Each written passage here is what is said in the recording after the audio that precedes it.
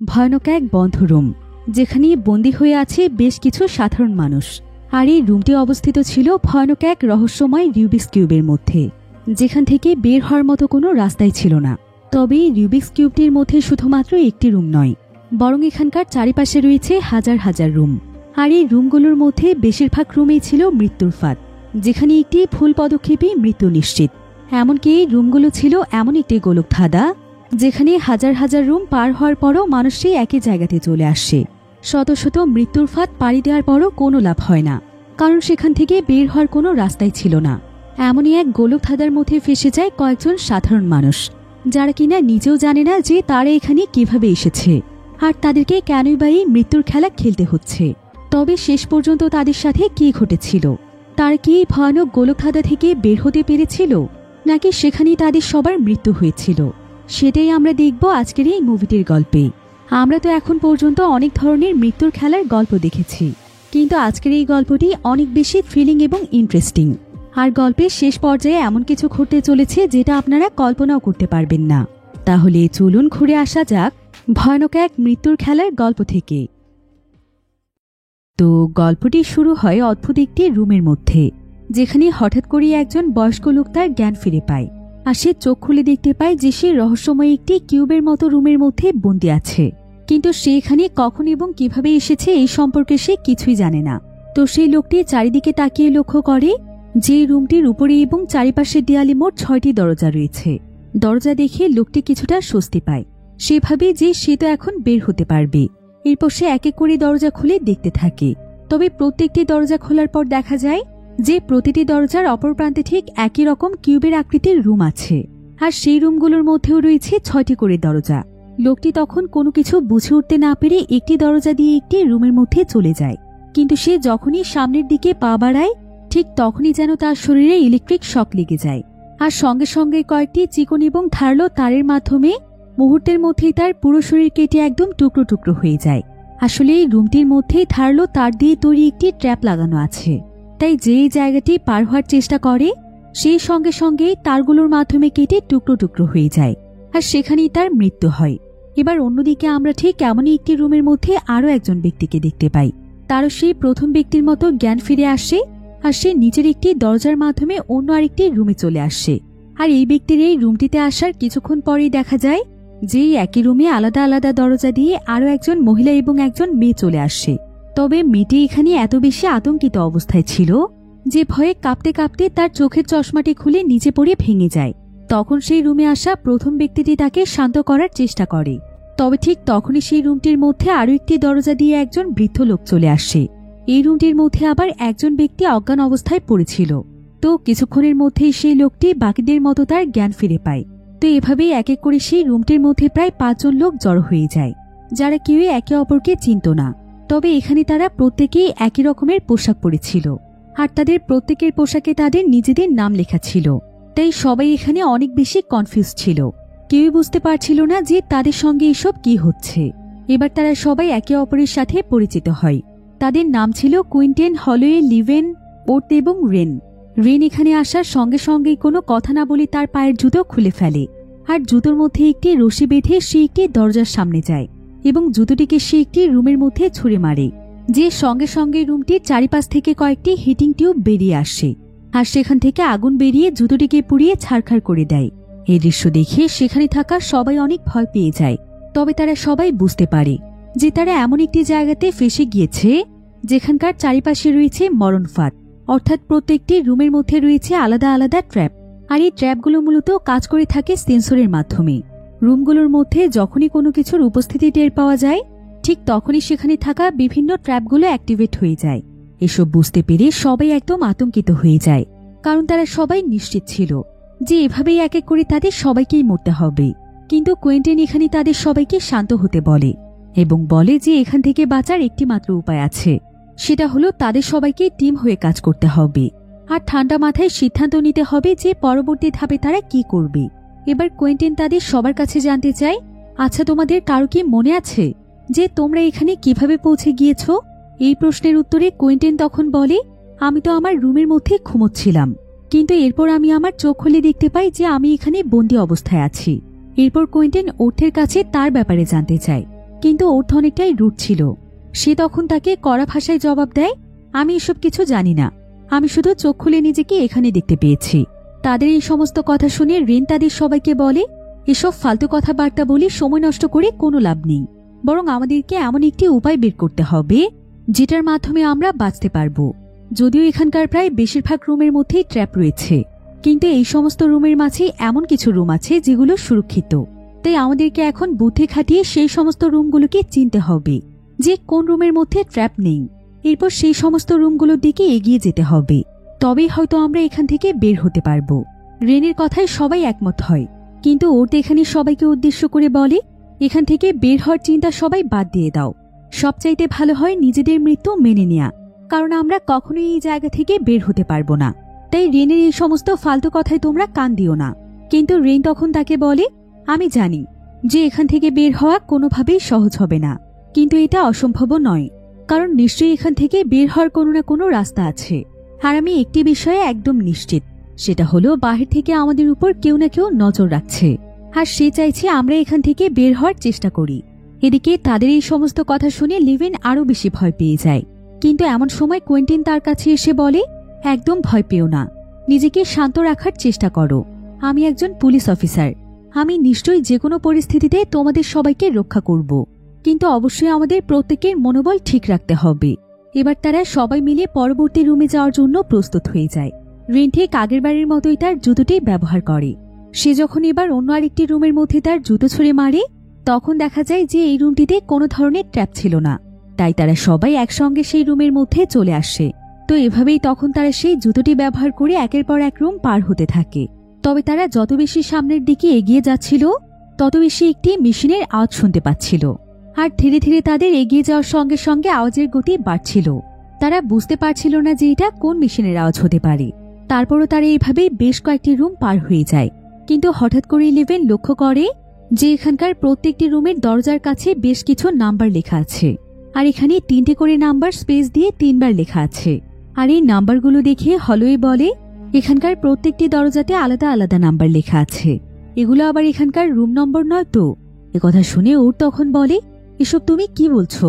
যদি এগুলো সত্যি সত্যি রুম নাম্বার হয়ে থাকে, তাহলে তো এখানে কোটি কোটি রুম আছে, আর এমনটা হলে এখান থেকে বের হওয়া তো কোনোদিনও সম্ভব নয়। একথা শুনে হলওয়ের দুশ্চিন্তা অনেক বেড়ে যায়।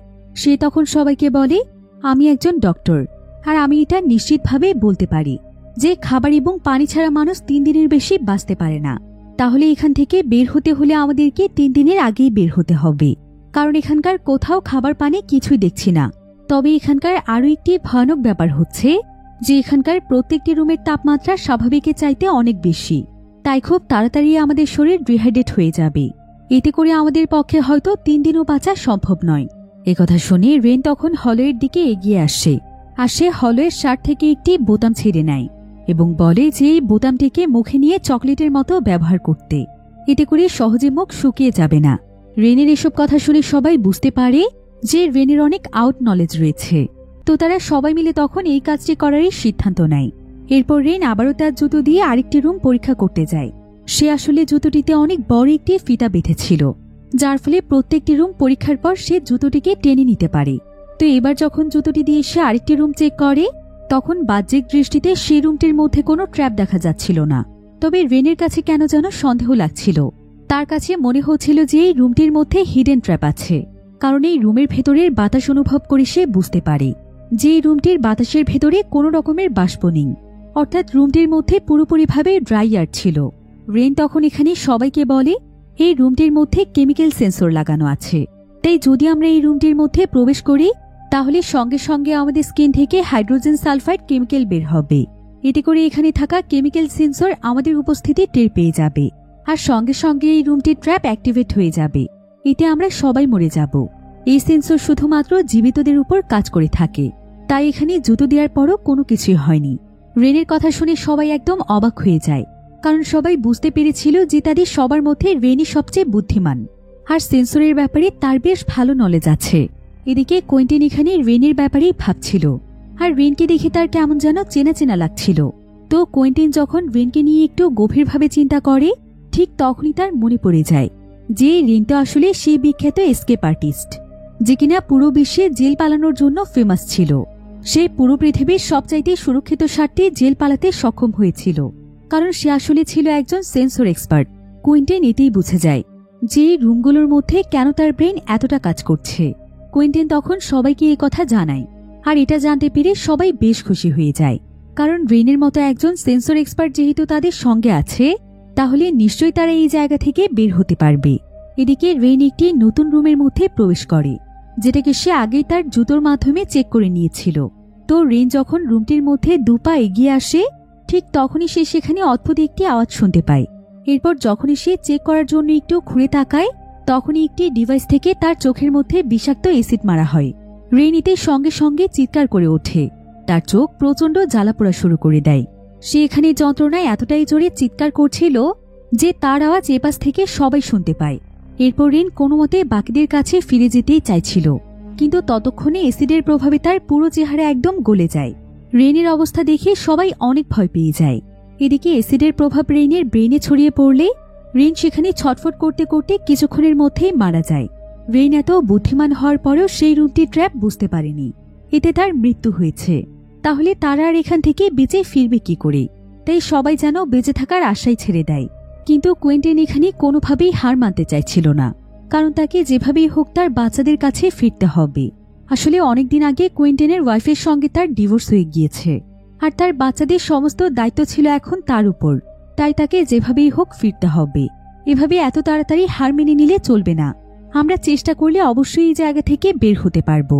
আমাদের সবাইকে এই কারণেই সিলেক্ট করা হয়েছে, কারণ আমরা স্পেশাল বলেই তারা আমাদেরকে সিলেক্ট করেছে। যেমন এখানে আমি একজন পুলিশ অফিসার, হলো একজন ডক্টর, আর রেন ছিল একজন সেন্সর এক্সপার্ট। কুইন্টেন তখন লিভেন এবং ওটকে জিজ্ঞাসা করে যে তাদের মধ্যে এমন স্পেশাল কি গুণ আছে। একথা শুনে ওট তখন তাকে বলে যে তার মধ্যে তো স্পেশাল কোনো কিছুই নেই, সে তো দিনরাত অফিসে পরিশ্রম করা একজন সাধারণ কর্মচারী। এরপর লিভেন বলে তার ভেতরে স্পেশাল তেমন কিছুই নেই, সে হাই স্কুলের একজন স্টুডেন্ট। একথা শুনে কুইন্টেন তখন সেই দরজাটির সামনে যায়, যেই দরজার ভেতরের রুমের মধ্যে রেন মারা গিয়েছে। কুইন্টেন তখন লিভেনকে বলে তুমি তো একজন স্টুডেন্ট, তাহলে নিশ্চয়ই ম্যাথের ব্যাপারে তোমার আইডিয়া আছে। তাই এই রুমটির দরজায় থাকা নাম্বারগুলোকে একটু গভীরভাবে দেখো, হতে পারে এই নাম্বারগুলোর মধ্যে কোনো কোড লুকোনো আছে, যেটা আমাদেরকে এখান থেকে বের হতে সাহায্য করতে পারে। এরপর কুইন্টেনের কথা মতো লিভেন সেই নাম্বারগুলোকে খুব মনোযোগ দিয়ে দেখতে শুরু করে, আর কিছুক্ষণ দেখার পর লিভেন বুঝতে পারে যে নাম্বারগুলোর মধ্যে 3টি নাম্বার ছিল প্রাইম নাম্বার। লিভেন তখন সবাইকে বলে যে এখানে 3টি সংখ্যার মধ্যে একটি সংখ্যা হচ্ছে প্রাইম নাম্বার, আর আমার কাছে মনে হচ্ছে যে যে সমস্ত রুমগুলোর দরজায় প্রাইম নাম্বার রয়েছে সেই রুমগুলোতেই হয়তো ট্র্যাপ আছে। যেমন এখানে 149 হচ্ছে প্রাইম নাম্বার, তাই হয়তো রুমটিতে হিডেন ট্র্যাপ ছিল। তাছাড়া প্রত্যেকটি রুম পার হওয়ার সময় আমি একটি বিষয় লক্ষ্য করেছি যে যে সমস্ত দরজার নাম্বারের মধ্যে প্রাইম নাম্বার ছিল সেই রুমগুলোর মধ্যেই ট্র্যাপ ছিল, আর যে সমস্ত দরজার নাম্বারে প্রাইম নাম্বার ছিল না সেগুলো মূলত সুরক্ষিত ছিল। একথা শুনে কুইন্টেন তার উপর খুবই খুশি হয়ে যায়, আর সে সবাইকে বলে যে লেভেন হচ্ছে ম্যাথ এক্সপার্ট, পাশাপাশি তার স্মৃতিশক্তি খুবই ভালো, আর এই ব্যাপারটি লেভেনকে স্পেশাল করে তুলেছে। তাই লেভেনকে এখানে সিলেক্ট করা হয়েছে। এখন লেভেনের এই ট্রিক্সটি সবার মনে বেঁচে থাকার আশা জাগায়। এরপর লেভেন আরেকটি রুমের নাম্বার চেক করতে যায়। লেভেন দেখতে পায় যে এই রুমটির নাম্বারগুলোতে কোনো প্রাইম নাম্বার নেই, তাই সে একদম নিশ্চিত হয়ে যায় যে এই রুমটির মধ্যে কোনো ট্র্যাপ নেই। তবে তারপরও তারা কনফার্ম হওয়ার জন্য রেনের আইডিয়াটিকে কাজে লাগায়। তারা রেনের সেই জুতোটিকে রুমের মধ্যে ফেলে দেয়। দেখা যায় যে রুমটির মধ্যে কোনো ট্র্যাপ নেই। লেভেন তখন এক্সাইটেড হয়ে সে নিজেই রুমটির মধ্যে নেমে পড়ে, যে সত্যি সত্যি রুমটির মধ্যে আসলে কোনো ট্র্যাপ ছিল না। লেভেন এতে খুশি হয়ে চিৎকার করতে থাকে। এরপর লেভেনের সঙ্গে সঙ্গে বাকি সবাই রুমটিতে চলে আসে। এবার তারা লেভেনের এই প্রাইম নাম্বারের ট্রিক্সটি ফলো করে একের পর এক বেশ কয়েকটি রুম পার হয়ে যায়। আর লেভেনের এমন ট্যালেন্ট দেখে কুইন্টেন একদম ইমপ্রেস হয়ে যায়। সে লেভেনের অনেক প্রশংসা করতে থাকে, আর লেভেনের এতে তার উপর ইমপ্রেস হয়ে যায়। তো এভাবেই তারা আস্তে আস্তে সামনের দিকে এগিয়ে যেতে থাকে।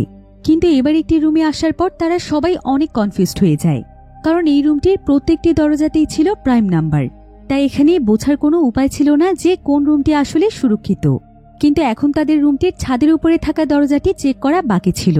তাই কুইন্টেন তখন সঙ্গে সঙ্গে উপরে উঠতে থাকে, যাতে করে সে সেই দরজার নাম্বার ক্লিয়ারভাবে চেক করতে পারে। এরপর কুইন্টেন যখন সেখানে গিয়ে সেই দরজাটি খোলে, তখনই উপরের রুম থেকে তাদের রুমের মধ্যে একজন ব্যক্তি এসে পড়ে এই ব্যক্তির নাম ছিল কেসান। তবে কেসান তাদের মতো স্বাভাবিক ছিল না, তার মানসিক সমস্যা রয়েছে। কেসান এখানে খুবই আতঙ্কিত অবস্থায় ছিল, আর সে একটি দেয়ালের কাছে গিয়ে দেয়ালটিতে তার মাথা বারবার আঘাত করছিল। তবে হলওয়ে যেহেতু একজন ডক্টর ছিল, সে তখন কোনোমতে কেসানকে শান্ত করে। এরপর তারা সবাই মিলে কেসানকে সাথে নিয়ে এগিয়ে যেতে থাকে। আর এভাবে অনবরত যেহেতু তারা সুরক্ষিত রুমগুলোতে আসতে পারছিল, তাই তারা এখন পুরোপুরিভাবে নিশ্চিত ছিল যে খুব শীঘ্রই তারা এখান থেকে বের হতে পারবে। এবার সামনে এগিয়ে যাওয়ার পর তারা আরো একটি দরজার কাছে পৌঁছায়। এরপর ওর তখন দরজাটির নাম্বার চেক করে সবাইকে জানায় যে এই দরজায় কোনো প্রাইম নাম্বার নেই, অর্থাৎ এই রুমটি হয়তো সুরক্ষিত হতে পারে। লেভেনও এখানে ওঠের সঙ্গে একমত ছিল, তাই সবার আগে এবার কোয়েন্টিন তখন সেই রুমটির মধ্যে নেমে পড়ে। এরপর কোয়েন্টিন যখন একটু সামনের দিকে এগোচ্ছিল, তখন লেভেন চিৎকার করে তাকে সেখানেই থামতে বলে, কারণ তারা সেখানে দেখতে পায় যে কোয়েন্টিনকে কিছু ধারালো পাতলা তার দিয়ে চারিদিক থেকে ঘিরে ফেলা হয়েছে, আর সেই তারগুলো আস্তে আস্তে রোটেট হয়ে তাকে পেঁচিয়ে ফেলার চেষ্টা করছিল। কুইন্টিন এটা বুঝতে পেরে সঙ্গে সঙ্গে ছোট্ট একটি ফাঁকা জায়গা দিয়ে কোনোমতে সে বেরিয়ে আসে। যদিও সে এবারের মতো বেঁচে গিয়েছিল, কিন্তু সে এখানে তার পায়ে প্রচণ্ড আঘাত পেয়েছিল। সে তখন ব্যথায় ছটফট করতে করতে কোনোমতে তাদের আগের রুমে ফিরে আসে। এদিকে কুইন্টিনের এখন ওর্তের উপর সন্দেহ হচ্ছিল, কারণ এবার ওর্তে নাম্বার চেক করে বলেছিল যে এই রুমটি সুরক্ষিত, তাই সে ওর্তকে দোষারোপ করতে থাকে। কিন্তু লেভেন তখন বলে, আমিও তো সেই নাম্বার চেক করেছি, আর সত্যিই সেখানে কোনো প্রাইম নাম্বার ছিল না। তারপরও সেই রুমটিতে ট্র্যাপ কেন ছিল সেটাই তো আমরা বুঝতে পারছি না। কুইন্টিনিতে রেগে গিয়ে চিৎকার করে বলে, তোমার এই প্রাইম নাম্বারের ট্রিক্স কোনো কাজেরই না। এতক্ষণ আমরা শুধুমাত্র ভাগ্যক্রমে বেঁচে গিয়েছি, আর ওর্তে এই বিষয়টি অনেক আগেই বুঝতে পেরেছিল। তারপরও সে জেনে বুঝিয়ে আমাকে মরার জন্য সেই রুমটিতে পাঠিয়েছে। তাছাড়া আমি একটি বিষয় শুরু থেকেই লক্ষ্য করেছি যে ওট সবসময় নেগেটিভ কথাবার্তা বলে সবাইকে ডিমোটিভেট করার চেষ্টা করেছে। আমার তো মনে হচ্ছে ওট সেই সমস্ত লোকদের সাথে মিলে আছে যারা আমাদের সবাইকে এখানে বন্দি করে রেখেছে, তাই সে বারবার আমাদেরকে ডিমোটিভেট করে ট্র্যাপিং রুমে পাঠানোর চেষ্টা করছে। কিন্তু কোয়েন্টিনের কথা শুনে হলওয়ে তাকে বলে, তুমি একটু বেশি চিন্তা করছো। ও তো আমাদের সঙ্গে রয়েছে, তার মানে ওর জীবনও তো ঝুঁকিতে রয়েছে। ও এখানকার কোনো লোকদের সাথে মিলে নেই, বরং ও এমনিতেই একটু নেগেটিভ টাইপের মানুষ। কথা শুনে কুইন্টিন কিছুটা শান্ত হয়, তবে ওর তার উপর প্রচণ্ড রেগেছিল। এদিকে লেভেনের প্রাইম নাম্বারের ট্রিক্সটি ফেল হয়ে যাওয়ার কারণে সবাই এখন অনেক বেশি দুশ্চিন্তায় পড়ে যায়। এরপর তারা সবাই মিলে আবারও চিন্তা করতে থাকে যে পরবর্তীতে কোন ট্রিক্স ফলো করলে তারা এখান থেকে বের হতে পারবে। এখন এই ব্যাপারে এক একজন এক এক মতামত দিচ্ছিল। যদিও সবাই এখানে কোনো না কোনো পরামর্শ দেওয়ার চেষ্টা করছিল, কিন্তু শুধুমাত্র ওর্তি ছিল যে কিনা তাদের কাছ থেকে দূরে শুয়ে তাদের উপরে হাসছিল। আর কোয়েন্টিন এটা দেখে ওর্তের উপর আরো অনেক রেগে যায়। সে তখন ওর্তের কাছে গিয়ে বলে, এখানে আমরা সবাই পরিকল্পনা করছি যে কিভাবে এখান থেকে আমরা বের হতে পারবো, আর তুমি কিনা এখানে শুয়ে শুয়ে আমাদের উপরেই হাসছ। তোমার তো আমাদেরকে সাহায্য করা উচিত ছিল, অথচ শুরু থেকেই তুমি আমাদেরকে ডিমোটিভেট করে এসেছ। এবার ওর তো কোয়েন্টিনের উপর ভীষণ রেগে যায়, আর সে চিৎকার করে কোয়েন্টিনকে বলে, আমি শুরু থেকেই এখান থেকে বের হওয়ার কোনো চেষ্টা কেন করছি না জানো? কারণ আমি জানি যে এখান থেকে বের হওয়া কোনোভাবেই সম্ভব নয়। হাজার চেষ্টা করলেও এই মরণ ফাঁদ থেকে আমরা বাঁচতে পারবো না। কারণ দেখতেই তো পেলে কিভাবে আমাদের চোখের সামনে রিনের মতো এমন বুদ্ধিমান একজন মানুষ মারা গেল। ওর্তের এই সমস্ত কথা শুনে সবাই একদম চুপচাপ হয়ে যায়, আর তাদের সবার মনে এখন ওর্তের প্রতি সন্দেহ তৈরি হয়। কারণ ওট কিভাবে এতটা নিশ্চিত হলো যে তারা এখান থেকে বেঁচে ফিরতে পারবে না। তাই তারা সবাই তখন ওটকে বারবার জিজ্ঞাসা করে যে সে আসলে এত নিশ্চিত হয়ে এই কথা কিভাবে বলল। ওট এবার তাদের সবাইকে বিষয়টি খুলে বলে। সে বলে যে পুরো জায়গাটি একটি রুবিক্স কিউবের মতো। এখানকার আশেপাশের প্রত্যেকটি রুমে রুবিক্স কিউবের ডিজাইনে তৈরি করা হয়েছে, আর আমরা এখন সেই রুবিক্স কিউবের মতো একটি রুমের মধ্যে বন্দি আছি। শুধুমাত্র এটাই নয়, বরং এই পুরো জায়গাটি একটি বক্সের মধ্যে বন্দি আছে, যেটাকে আউটার শেল বলা হয়। তাই এখানকার প্রত্যেকটি রুমই এমনভাবে তৈরি করা হয়েছে যে ধরে নাও একটি বিশাল বক্সের মধ্যে ছোট ছোট রুবিক্স কিউব ঝুলানো আছে। কথা শুনে হলওয়ে তখন প্রচণ্ড রেগে গিয়ে বলে, কুইন্টিন ঠিকই বলেছিল, তোমার মাঝে কোনো ভেজাল আছে। তুমি আসলে কে বলো তো? আর এই রুমগুলোর ব্যাপারে তুমি এত কিছু কিভাবে জানো? ওর তখন কিছুটা মন খারাপ করে বলে, কারণ এই রুমগুলোর বাইরে যেই আউটার শেলের বক্স আছে সেটাকে আমি তৈরি করেছিলাম। কথা শুনে সবাই তো একদম অবাক হয়ে যায়, কিন্তু আমার এই আউটার শেলের ভেতরের রুম এবং দরজায় থাকা নাম্বারগুলোর ব্যাপারে কোনো আইডিয়া নেই। আমি যখন আমার অফিসিয়াল কাজে ব্যস্ত ছিলাম ঠিক তখনই আমার কাছে একটি আননোন নাম্বার থেকে কল আসে, যারা কিনা আমাকে এখানকার আউটার শেল বানানোর জন্য অফার করে এবং এর বিনিময়ে তারা আমাকে অনেক টাকা অফার করে। এমনকি কাজটি করার আগে তারা আমাকে টাকাও পাঠিয়ে দেয়। তাই আমি টাকা পেয়ে কোনো কিছু চিন্তা না করে তাদের এই কাজটি করে দেই।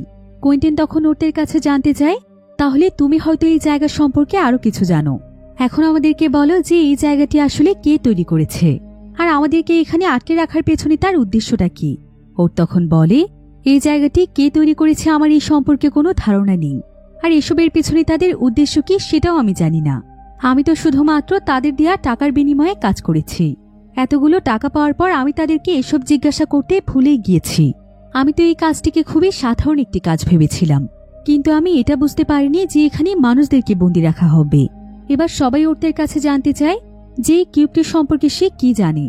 যদি তারা তার জানা তথ্যের ভিত্তিতে কোনো প্ল্যান তৈরি করতে পারে।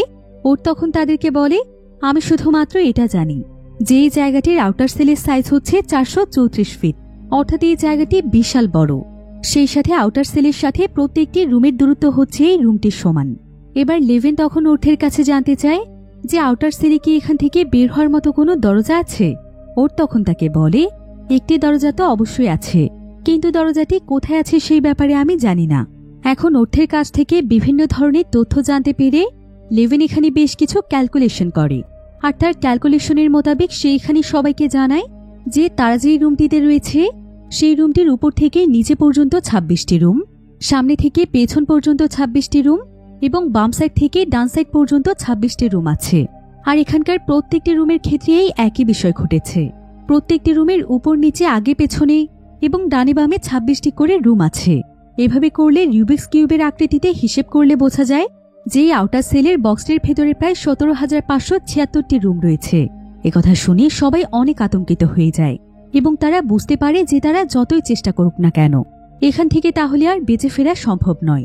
তাছাড়া তারা কেউই জানত না যে এত এত রুমের মাঝে তারা এখন কোন রুমটিতে রয়েছে।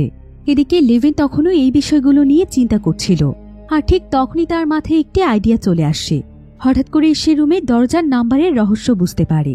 সে তখন সবাইকে বলে যে এই দরজার নাম্বারগুলোতে আসলে কার্টেজিয়ান কোঅর্ডিনেটস লুকোনো আছে, অর্থাৎ এই নাম্বারগুলো নির্দেশ করছে যে কিউবের ভেতরে কোন রুমটি কোন পজিশনে আছে।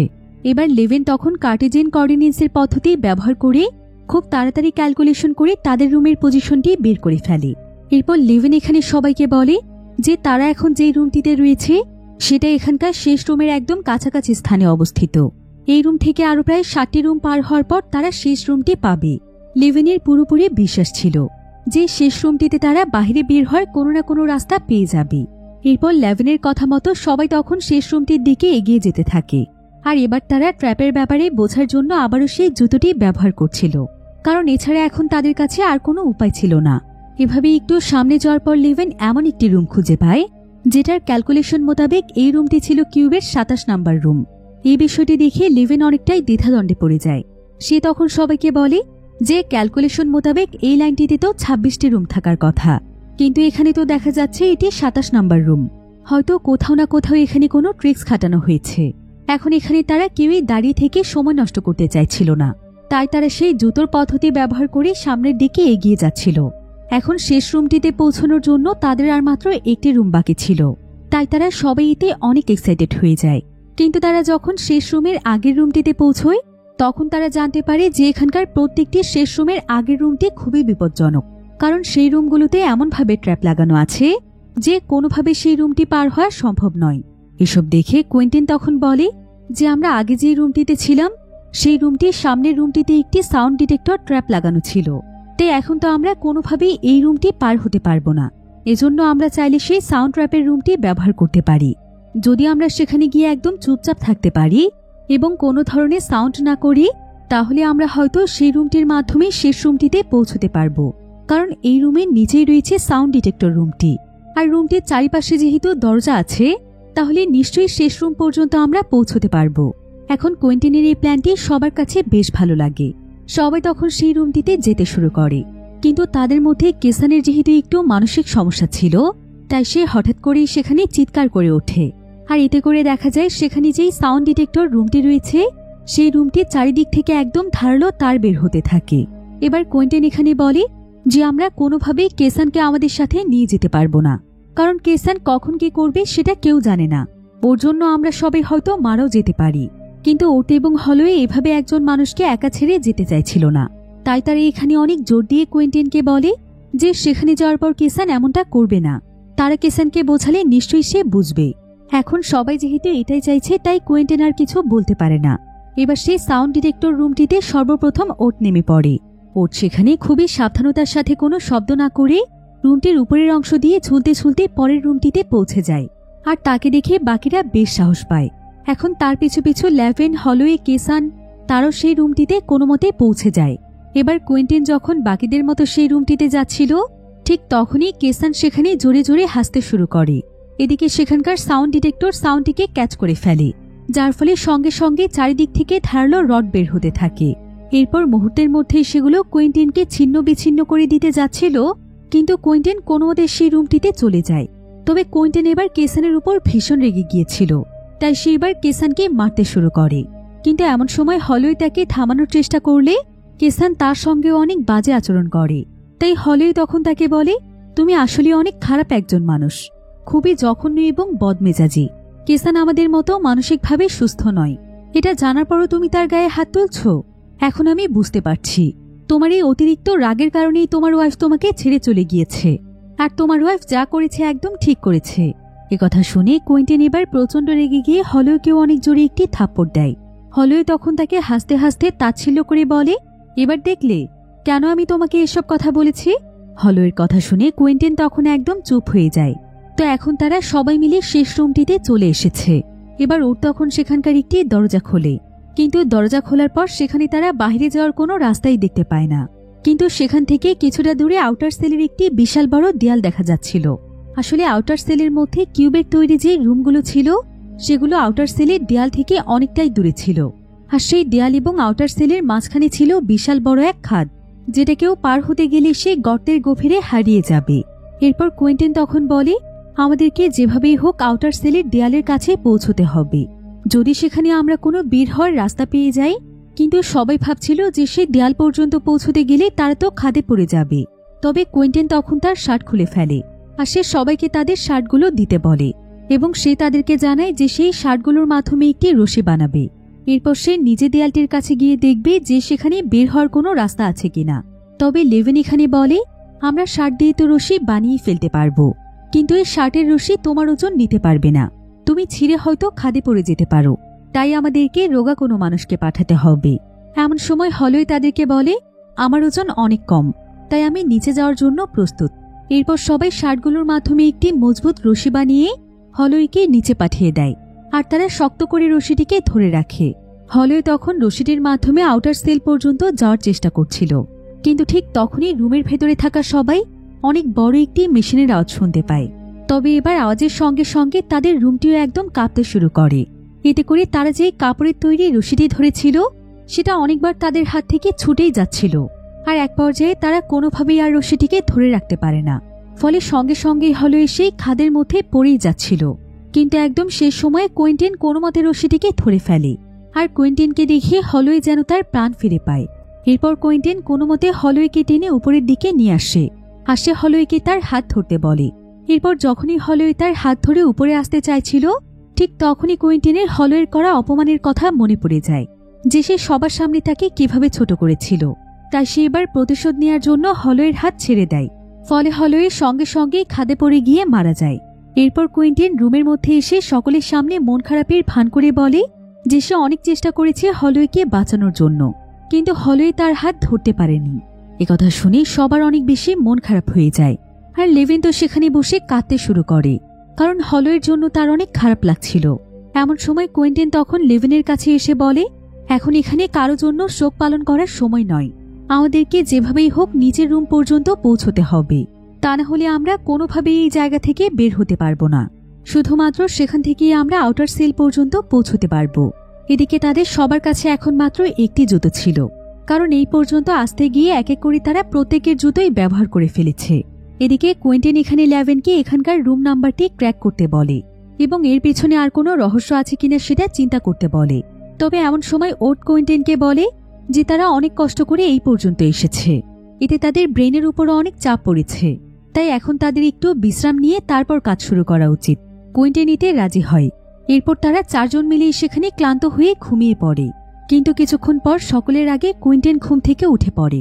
সে তখন লুকিয়ে লুকিয়ে ওঠের কাছ থেকে তার জুতোটি নিয়ে নেয়। এরপর সে লেভেনকে কোলে তুলে নিয়ে পাশের একটি সুরক্ষিত রুমের মধ্যে চলে আসে। আর সে লেভেনকে উঠিয়ে লেভেনকে বোঝানোর চেষ্টা করে। সে লেভেনকে বলে যে ওট এবং কেসান তাদের জন্য অনেক বড় একটি বাধা, তবে লেভেন চাইলে তারা দুজন মিলে এখনই এই জায়গা থেকে চলে যেতে পারবে।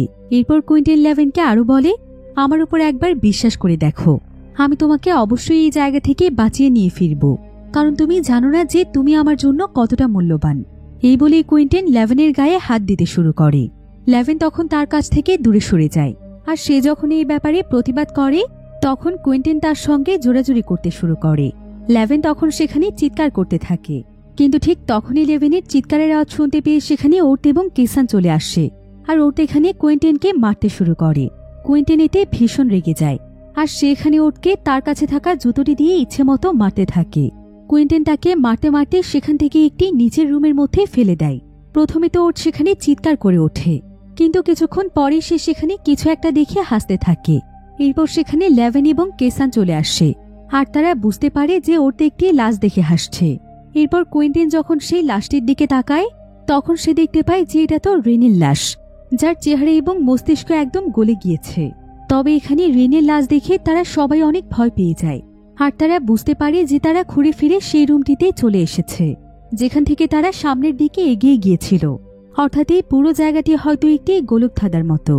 এবার ঠিক তখনই ওট সেই দরজাটিকে খুলে দেখে, যেই দরজার ভেতরের রুমে রেন গিয়েছিল, আর রেনের চোখে মুখে অ্যাসিড মারা হয়েছিল। কিন্তু ওট এখানে এবার একটি বিষয় দেখে একদম অবাক হয়ে যায়, কারণ এবার এখানে কোনো ট্র্যাপ রুম ছিল না, বরং সেখানে ছিল আউটার সেলের দেয়াল। এখন ওট এখানে একটি বিষয় বুঝতে পেরে তাদের সবাইকে বলে, আসলে আমরা ঘুরে ফিরে সেই রুমটিতে ফিরে আসিনি, বরং এই রুমগুলোই মূলত আপনা আপনি মুভ করছে। অর্থাৎ রুমগুলো এক জায়গাতে স্থির থাকছে না। তাছাড়া আমরা কিছুক্ষণ পরপর যেই বড় একটি মেশিনের আওয়াজ শুনতে পাচ্ছিলাম সেটা আসলে এই রুমগুলো মুভ করারই আওয়াজ ছিল। কিন্তু এখন কুইন্টেন একদম হার মেনে নিয়েছিল, তাই এখন তার কাছে এসব কথার কোনো মূল্যই ছিল না।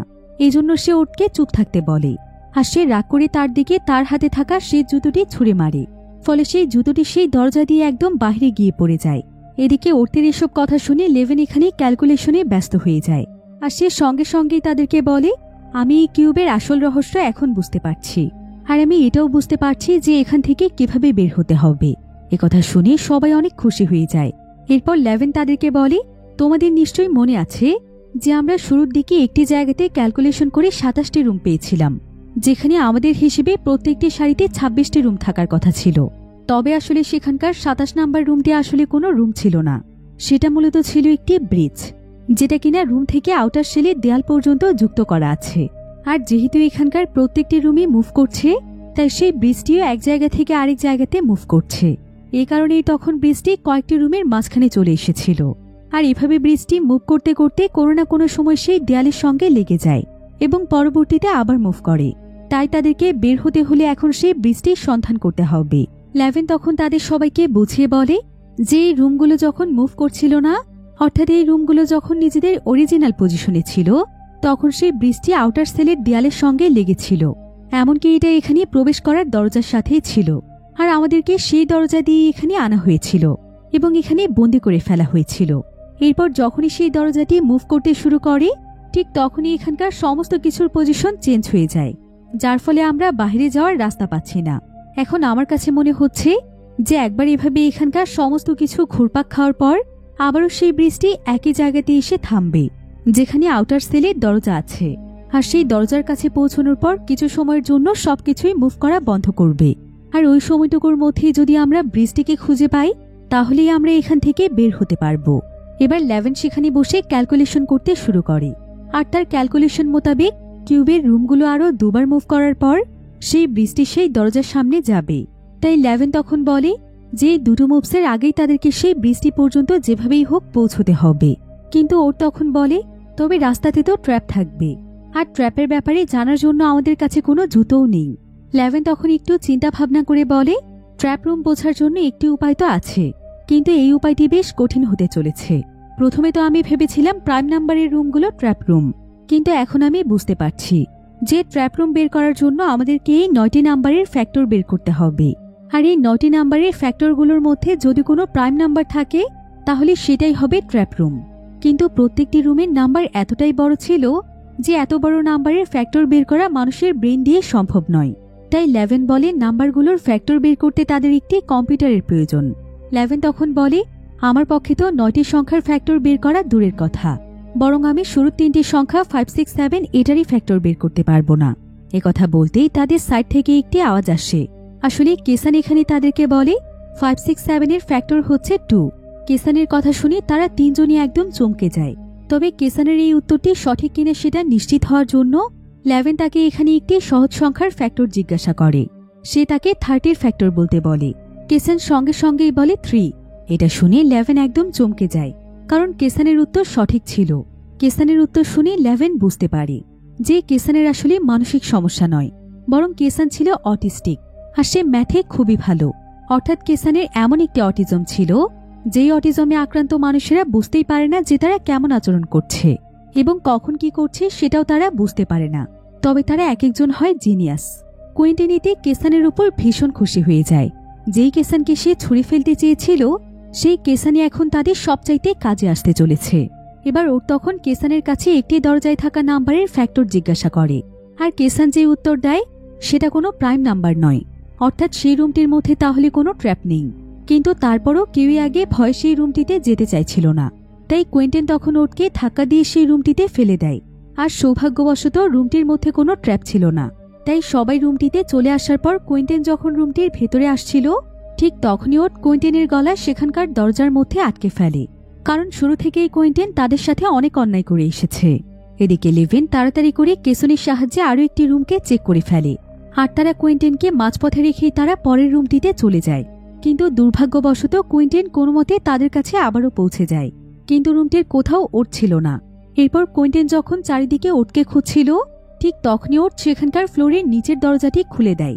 ফলে কুইন্টিন সেই রুমটির মধ্যে পড়ে যায়, আর ওট এতক্ষণ সেখানেই লুকিয়েছিল। এদিকে কুইন্টিন সেখানে পড়ে গিয়ে অজ্ঞান হয়ে যায়, আর ওট এবং লেভেন তখন কেসানের সাহায্যে সামনের দিকে এগিয়ে যেতে থাকে। তবে ওট এবং লেভেন আরেকটি রুমে যাওয়ার পর কেসান যখন সেই রুমটির মধ্যে যেতেই নিচ্ছিল ঠিক তখনই সেখানকার রুমগুলো মুভ করতে শুরু করে, যার ফলে কেসানের রুমটি নিচের দিকে চলে যায়। এতে করে কেসান তাদের কাছ থেকে আলাদা হয়ে যায়। ওট এবং লেভেন তাকে ধরে রাখার চেষ্টা করলেও তারা ব্যর্থ হয়। তবে কিছুক্ষণ পর তারা কেসানের আওয়াজ শুনতে পাচ্ছিল, অর্থাৎ কেসান তাদের কাছ থেকে খুব বেশি দূরে নয়। ওট তখন তার আওয়াজের পিছু করতে করতে তাকে খুঁজতে চলে যায়। এদিকে ঠিক এমন সময় লেভেনের পায়ে একটি কাচের টুকরো ঢুকে যায়। লেভেন যখন সেই কাচের টুকরোটিকে তার হাতে তুলে নেয় তখন সে দেখতে পায় যে এটা তার চশমারই কাচের একটি টুকরো। এটা দেখে লেভেন বুঝতে পারে যে সে এখন সেই রুমটিতে আছে যে রুমের মধ্যে সর্বপ্রথম তার চশমাটি পরে ভেঙে গিয়েছিল। এটা মনে পড়তে লেভেন তখন সেখানকার একটি দরজা খুলে চেক করতে থাকে। লেভেন বুঝতে পারে যে এই রুমটির পরবর্তী মুভি তাদেরকে ব্রিজ পর্যন্ত পৌঁছতে সাহায্য করবে। অন্যদিকে ওট কোনো মতে কেসানকে খুঁজে পেয়ে যায়। সে তখন কোনো মতে তাকে তাদের সেই রুমটিতে নিয়ে আসে যেখানে লেভেন রয়েছে। এরপর সঙ্গে সঙ্গে রুমটি মুভ করে নিচের দিকে চলে যায়। এবার লেভেন যখন সেখানকার সেই দরজাটি খোলে তখন সে দেখতে পায় যে সত্যি সত্যি ব্রিজটি নিজের পজিশনে এসে দাঁড়িয়েছে। এবার তারা এগিয়ে গিয়ে যখন ব্রিজটির সেই দরজাটি খুলে তখন অনেক উজ্জ্বল একটি আলোতে তারা যেন চোখ খুলে তাকাতেই পারছিল না। তারা বুঝতে পারে যে এই আলো বাহির থেকে আসছে। এতে তারা খুশিতে একদম আত্মহারা হয়ে যায়। কিন্তু ঠিক তখনই সেখানে কুইন্টিন চলে আসে, আর সে লেভেনের শরীরে দরজার একটি হ্যান্ডেল ঢুকিয়ে দেয়। ফলে লেভেন সঙ্গে সঙ্গে সেখানে মারা যায়। লেভেনকে মারার পর কুইন্টিন এখানে একইভাবে ওটকেও মেরে ফেলে। এরপর কুইন্টিন কেসানকেও মারতে যাবে, কিন্তু কেসান ভয় পেয়ে কোনো মতে সেই জায়গা থেকে বেরিয়ে যায়। আর ততক্ষণে সেখানকার রুম এবং ব্রিজটি মুভ করতে শুরু করে, অর্থাৎ সবকিছু এখন আবারও তাদের জায়গা পরিবর্তন করছে। এটা দেখে কুইন্টিন তাড়াতাড়ি করে বের হওয়ার জন্য তার একটি পা বের করে দেয়, আর আরেকটি পা যখন সে বের করতে যাবে ঠিক তখনই সেখানে ওট এসে তার পা চেপে ধরে, অর্থাৎ ওট এখনো মরেনি। কুইন্টিন অনেক চেষ্টা করেও তার পা ছাড়াতে পারে না, যার ফলে ব্রিজটি যখন মুভ হয়ে যায় তখন সেখানে কুইন্টিনের শরীর কেটে দুভাগ হয়ে কুইন্টিন মারা যায়। এদিকে ওটেরও প্রচন্ড ব্লিডিং হওয়ার কারণে ওট তো সেখানে মারা যায়। তাদের সবার মধ্যে এখন শুধুমাত্র কেসান বেঁচে ছিল। তার সামনে সাদা আলোর পরিষ্কার একটি রাস্তা দেখা যাচ্ছিল। কেসান তখন ধীরে ধীরে সেদিকে এগিয়ে যায়। অবশেষে সেই ভয়ানক গোলকধাঁধা থেকে বের হতে পারে। তবে এই রুমের গেমগুলো আসলে কে তৈরি করেছিল সেই ব্যাপারে কিছুই দেখানো হয় না। হতে পারে এমন কোনো এজেন্সি যার কিনা মানুষের মৃত্যুর খেলা দেখতে পছন্দ করে এবং খেলাগুলো দেখিয়ে ধনীদের কাছ থেকে অনেক টাকা আয় করে, ঠিক যেমনটা রিয়েলিটি শোগুলোতে করা হয়। তো এমনই একটি থ্রিলিং এন্ডিংয়ের মাধ্যমে গল্পটি এখানেই শেষ হয়ে যায়।